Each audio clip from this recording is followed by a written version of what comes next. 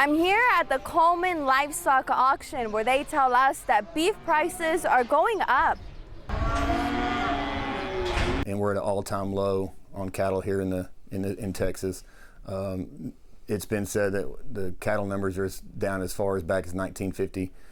John Robertson is the owner of Coleman Livestock Auction, and he says since the ranchers are getting better prices for their cattle, they're selling much faster. A lot of people are seeing these high numbers on what these cattle are selling for, so we're getting a lot of cattle in, selling a lot of these cattle, but we got to keep a lot of these cattle in the pastures too. He says that the low number of cattle is going to be reflected in supermarkets.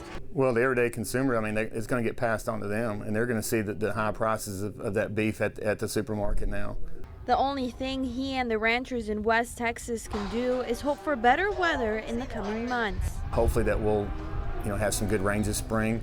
The grasses will bounce back. We'll get some greener pastures for everybody, so we can keep these cattle in the pasture and not having to bring these cattle to the sale. These 8 months is just good, $1,500. With the ongoing fires in the Panhandle, Robertson says the damages will have to account for more than just the cattle that did not survive. How many cattle were burned, treating those cattle, the inhalation of the smoke, those cattle and their lungs and everything else, and the damaging effects it is on the lungs of those cattle. And that's just not now, but months down the road.